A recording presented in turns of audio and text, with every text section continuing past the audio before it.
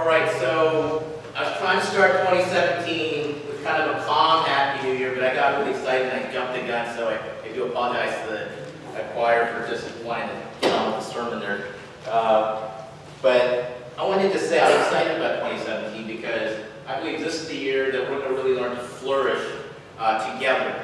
Flourish together as a community, that God's going to unlock within all of us just gifts and visions and opportunities to serve in ways that I wouldn't do it as a community. There's things you can do by yourself, but if we do it together, we're going to have a greater impact. And so let me just sort of start off with a question. Can a small community of people empowered by Jesus change the world? Let me say that again. Can a small community of people empowered by Jesus change the world? And the answer is? Yes. Yes, okay, good. All right, and so of course, Jesus and his 12 disciples spread a whole new way of looking at the world and of heaven and earth through that community called the 12 disciples, and so they influenced many lives. So the second question is, did Jesus start his community of followers by picking blue chip spiritual leaders? No. At this point, I hear the theme soundtrack to Bad News Bears. You ever seen the movie Bad News Bears? Everyone with me.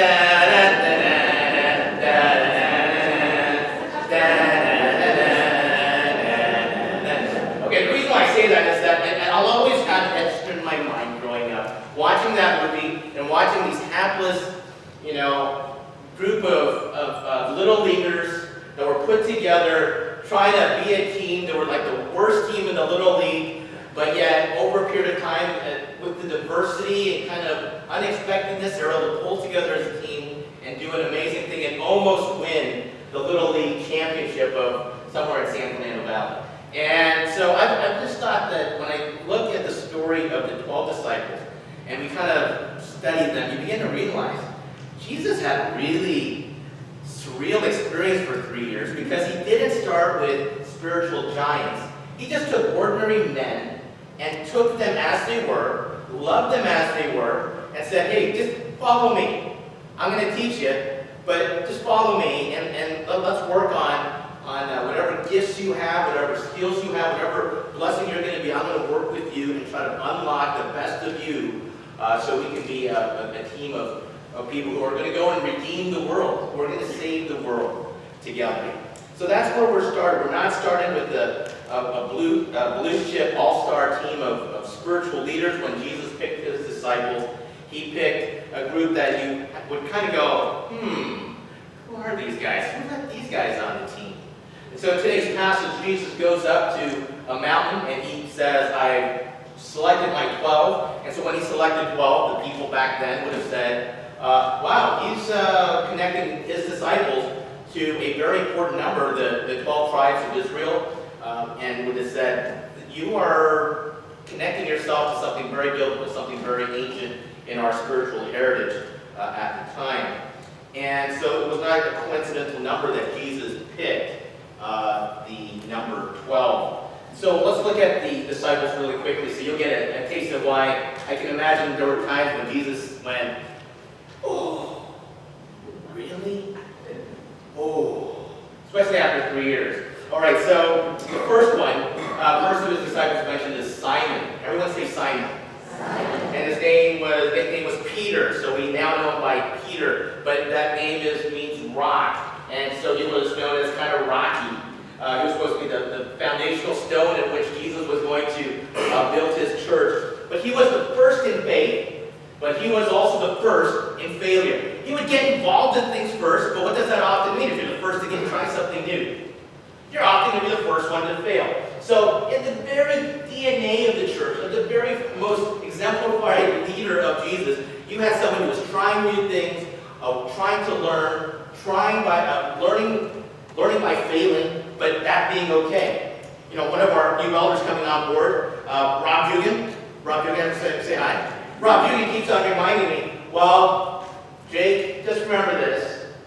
Progress, not perfection. Okay? It's about making some progress, not perfection. And I think that's true in disciples throughout. So we have Peter, who is supposed to be a leader, but he is constantly first down. So when he saw Jesus walking on the water, he said, Jesus, I want to come and walk with you. So he's the first one that says he learns to walk on water because he has that in his mind that he wants to go out there and do what Jesus is doing.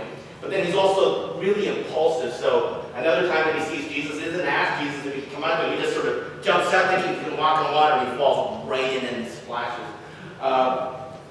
Peter often is the first one to try to be Mr. Positive. And so when Jesus was talking about his upcoming betrayal and the fact that he was going to be put on trial and crucified and will be hung upon a cross for the sins of the world, what do you think Peter said? Peter, Mr. Positive, said, Jesus, don't be such a whiner. And Jesus said, get behind me, Satan.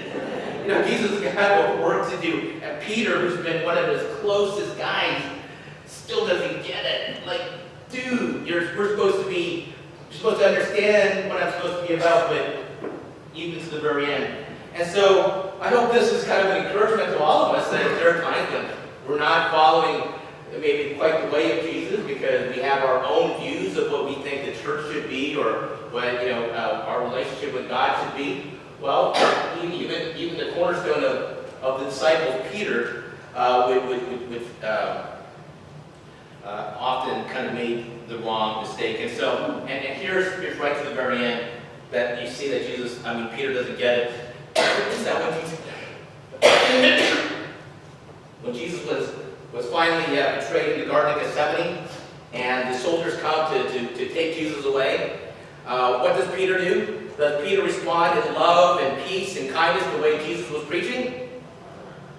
No, he takes the sword and almost ineptly says, he cuts off one of the soldier's ears, and then Jesus has to grab the ear and put it back and bring a healing. Peter was, you could almost say, was more of a rock head than a solid rock for Jesus at times.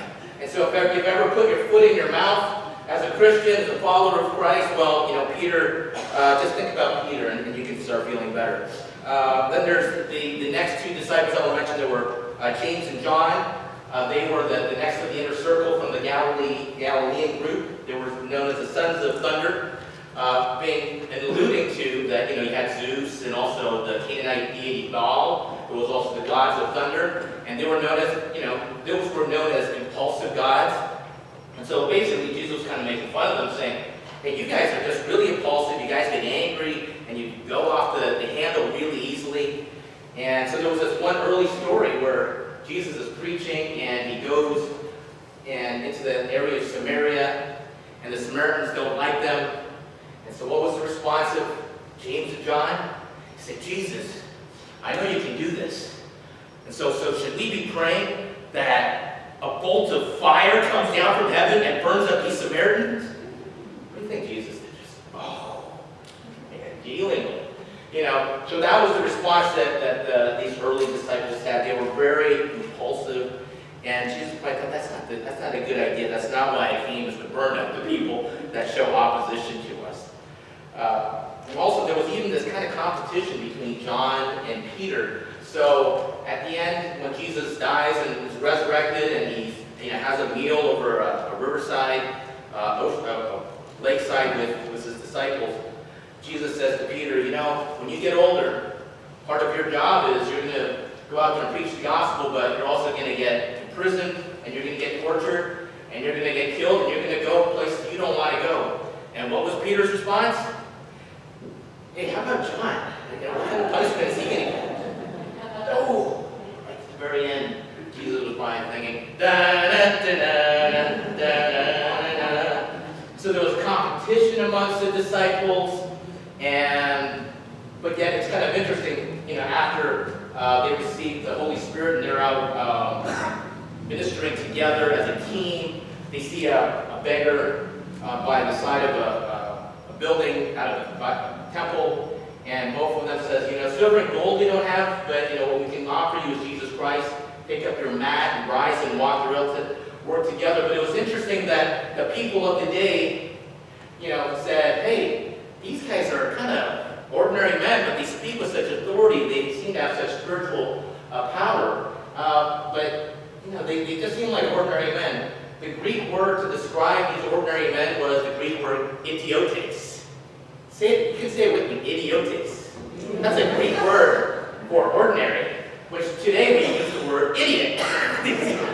These guys were described in the Greek word. They were unschooled, they had no credentials, but they had spent time with Jesus. They had spent time with Jesus, and so with that, they began becoming like Jesus and began spreading the gospel of Jesus around the world. And just by the way, that when they had an opportunity, when one of the deacons, Philip, was able to go to Samaritan city and convert it to Christianity, and people were giving their lives to Jesus Christ, the early church sent who? They sent Peter and John together to go and document the situation and go and then do further blessing and disciple that city. So they began working together. And so this was the same John who early on in his discipleship career wanted to pray for thunderbolt and destruction upon Samaritans, and later he learned that God's love is also for the Samaritans. And then number 4, you've got Andrew, the brother of Simon Peter, and he gives hope for all of us who are kind of in the background, who are a little more gentle and more of a connector type personality. You don't hear much about Andrew, but Andrew works very importantly in the scripture. He is the one that goes and follows Jesus initially, observes what Jesus has done, and goes back to his brother who is working as a fisherman, and says, Simon, you got to go meet this Jesus. I believe he is the Messiah. So he is the one that introduces Simon to who? Jesus. Very important connection there. The other time that you see him is that when Jesus is feeding the 5,000 with loaves and fishes. It's Andrew who finds this boy who has, basically his lunchbox, and says, Jesus, this young boy has got 5 loaves and fishes, and he's willing to share them. And it's with that introduction that Jesus is able to feed the multitude. It's interesting, Andrew plays an interesting role, so sometimes some of the most important roles that a disciple might play is that of a connector behind the scenes.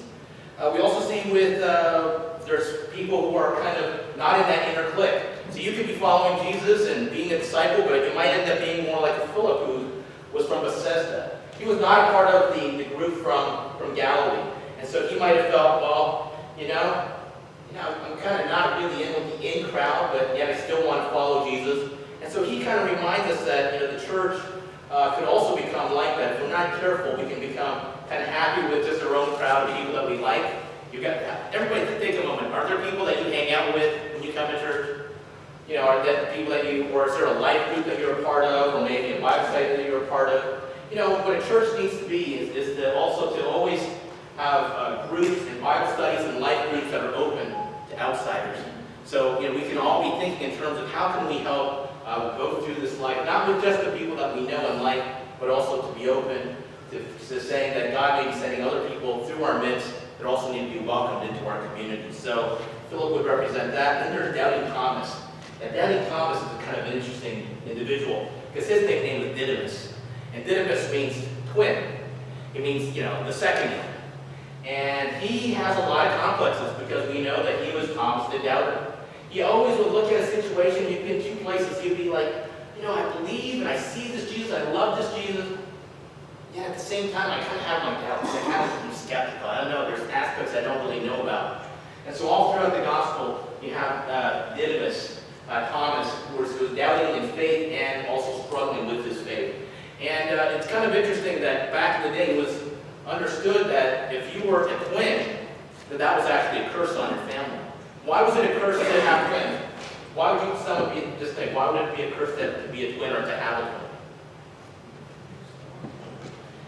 Because childbirth was dangerous back then. We didn't have, the modern medicine that we have, and so a lot of women died during childbirth. And if you had twins, the complications from that were even greater. And also back in that era, they practiced this thing called primogeniture. Primogeniture, which meant that if you were the first son, when you died, when the parents died, when the father died, the wealth, all the properties would go to that first son. So if there were two boys that were born at the same time, but basically one was the first one to come out, that would be the one that would actually be given the name. And the second one would be called Didymus, or would be called the twin. They wouldn't even be given a name because they showed that little respect to the second one that came out. And so that would be like today, you might have someone like, the first son that came out was Pete, and the second son you'd call Repeat. The first son was Kate, and the first daughter would be Kate, and the second daughter just called Duplicate. It was just like kind of an afterthought. So imagine if you were that type of individual growing up with that kind of complex. But yet Jesus, as I said, didn't call A-listers to his team. When he started his community of faith, he brought in people who had issues.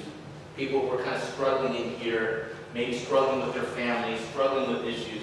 But even these individuals ended up becoming the giants that ended up spreading the gospel around the world.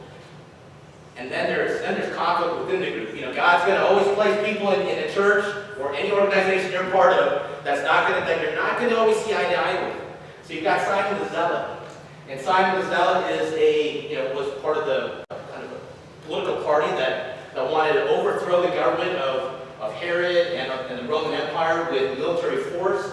They were basically a guerrilla warfare group, and they hated who? They hated Romans and Roman collaborators. And Roman collaborators included what? Tax collectors. And then, so there's this next disciple who was right in that group, and his name was Matthew he was a tax collector. And what do you think Simon the Zealot probably said when Jesus started hanging out with Matthew the tax collector?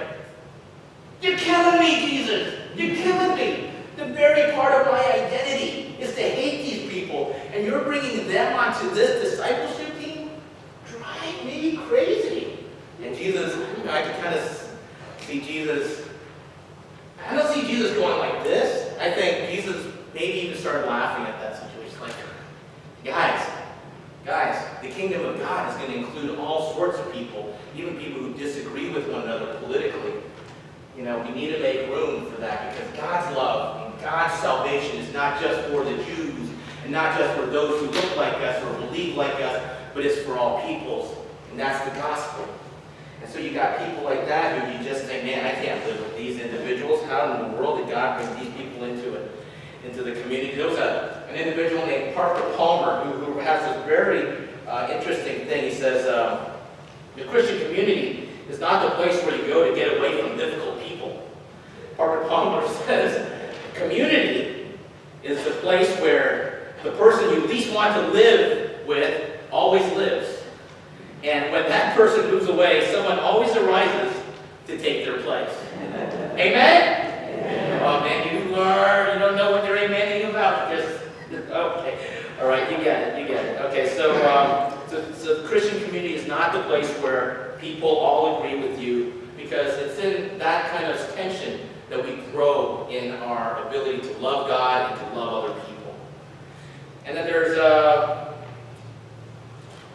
then you've got, so I'm going to go through the rest of them, I'm going to go through a little bit more quickly here. We got Thaddeus, Judas, the other Judas, so imagine being known as the other Judas, and so Judas and also James, Bartholomew, and there's another Judas Iscariot and Thaddeus. These individuals, their kind of claim to fame is basically, they said near the end of the third year of hanging out with Jesus, they said, Jesus, so when are you going to reveal the kingdom to the rest of the world? We've hung out with you, we really like what you're saying. Now, when are you going to build your earthly kingdom? And so they, had a hard time getting it. And then there was Bartholomew. His name is son of the furrows, which means son of a farmer.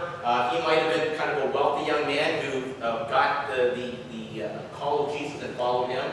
And so there is that individual.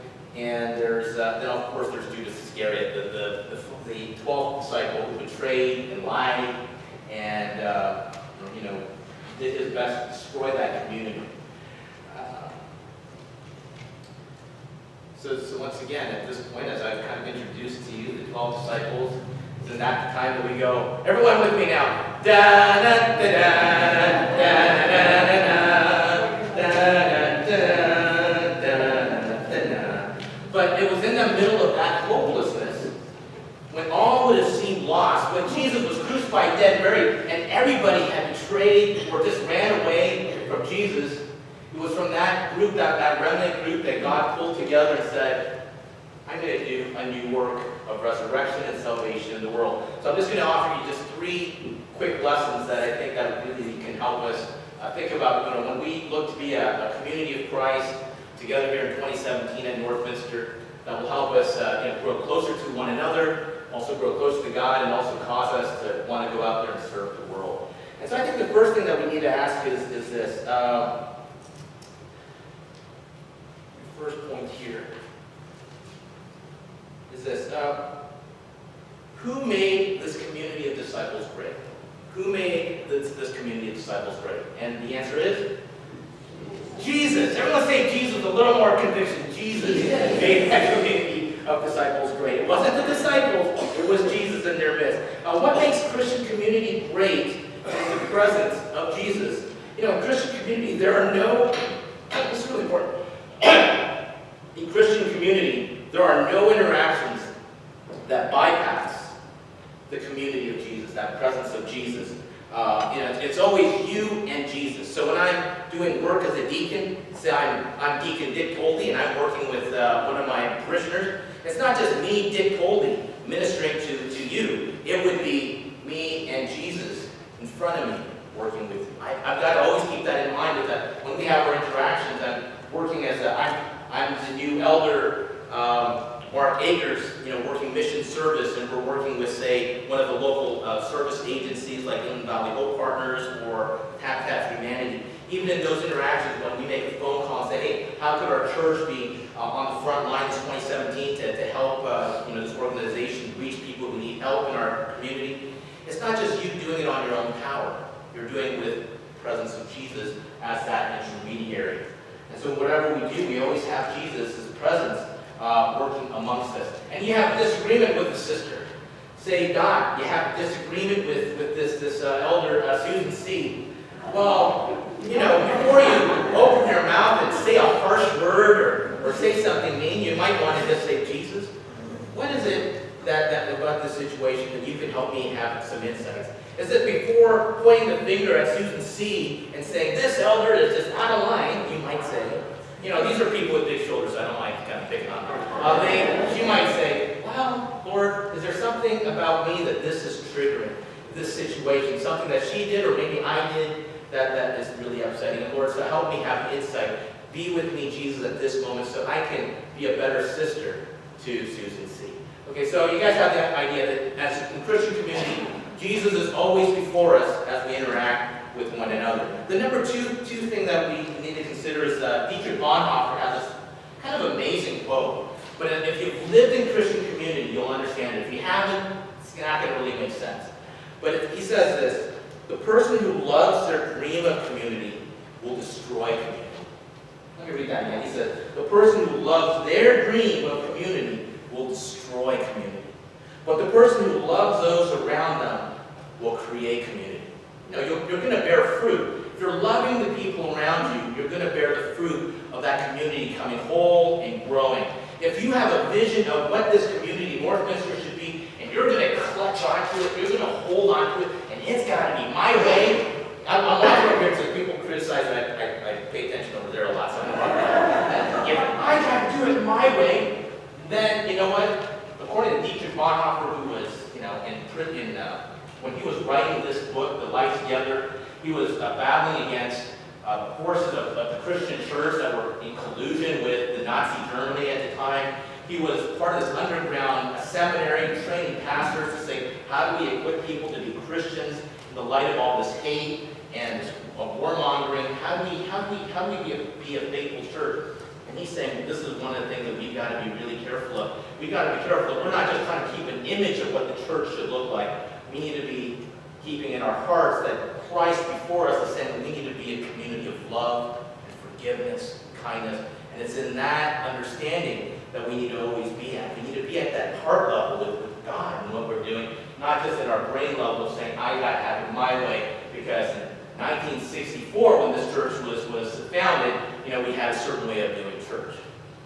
But you know the interesting thing? I'm going to tell you, it's a little secret. I mentioned this during Stewardship Week, is that in 1964, 1963, when this church was created, this church, one of the core things that they mentioned, one of the core reasons why they established this church was Diamond Bar was just growing, was just starting to open up. This was the very first church in Diamond Bar, and the leaders of the Presbyterian of Los Angeles said, paganism is growing in the suburbs, and we need to counter this with the gospel message of Jesus Christ, because people are just pursuing the American dream and leaving behind the love and community of Jesus Christ. Does that sound ring a bell with you at all? I mean, the things haven't changed that much.